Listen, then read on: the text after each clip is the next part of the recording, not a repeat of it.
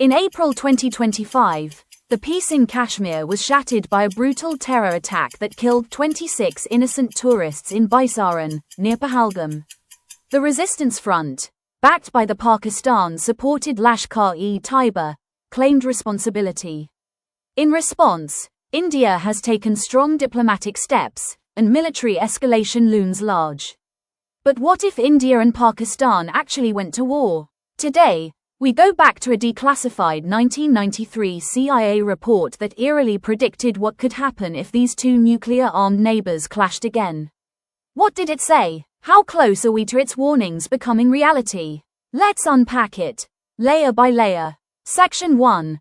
Background of the 1993 CIA report. In 1993, the Cold War had just ended.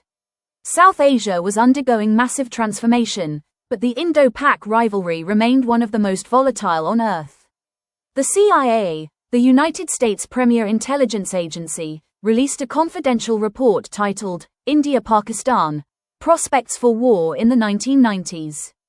It was declassified years later. The report was a deep dive into geopolitical, military, and nuclear scenarios for South Asia. And its findings were stark, realistic, and hauntingly prescient. Key Insight 1. India has no strategic interest in initiating a war with Pakistan. Key Insight 2. Pakistan has lost previous engagements, and its leaders probably believe another war could destroy the military or even the state.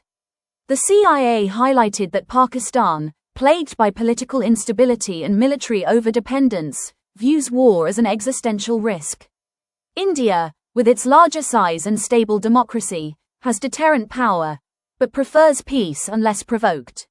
Section 2. The strategic balance. The CIA's analysis went deep into the strategic capabilities of both nations. India, larger, more powerful military, rapidly modernizing, with strategic restraint. Pakistan, dependent on tactical advantage, proxy militias, and the nuclear deterrent to level the playing field. The CIA predicted that India's conventional superiority would only grow, making it hard for Pakistan to keep up. Key line from the report: rapid Indian military improvements would strain Pakistan's ability to remain competitive. A desperate government in Islamabad also might consider an extreme measure such as openly deploying nuclear weapons. Let that sink in. A desperate government. An extreme nuclear response. Pakistan has long treated its nuclear capability not just as a weapon, but as political leverage. Section 3.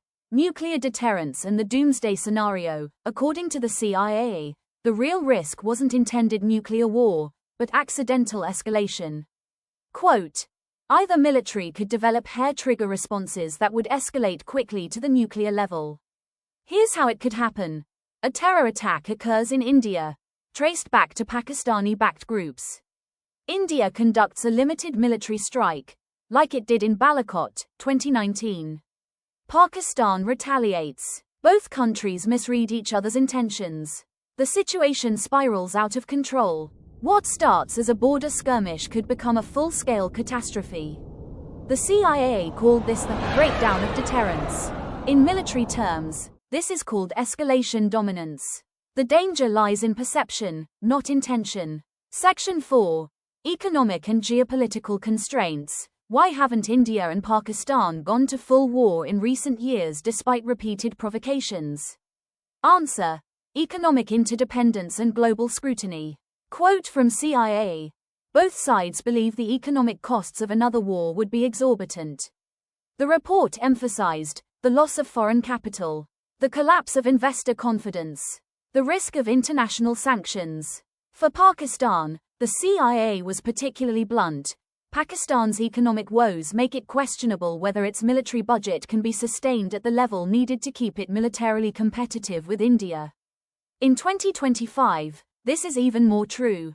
Pakistan is facing a growing debt crisis, dependency on IMF bailouts, a collapsing currency. A war would not just be militarily disastrous, it would be economically suicidal for Islamabad. Section 5. Flashpoint Kashmir. The CIA identified one major flashpoint, Kashmir.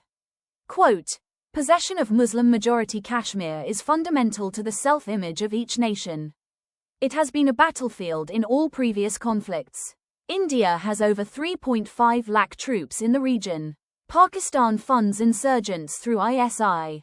The report chillingly notes, these forces can prevent Kashmir's succession or its acquisition by Pakistan, but are unlikely to defeat the insurgents. And here's the tragic irony. Pakistan justifies its support for groups like LET and TRF by invoking self-determination. But these same groups carry out terror attacks, like in Pahalgam, that trigger military backlash.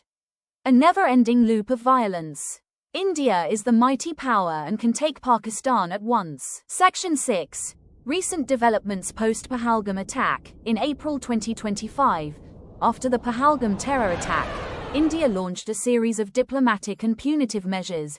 India's 5 big moves: cut down High Commission staff by almost 50%, suspended SAARC visa exemptions, put the Indus Waters Treaty on hold, closed the Attari-Waghar border, expelled all Pakistani military advisors from India. These are serious, escalatory moves. They reflect a shift from patience to pressure. India is building international support, choking diplomatic channels, and signaling to Pakistan that cross-border terror will have consequences.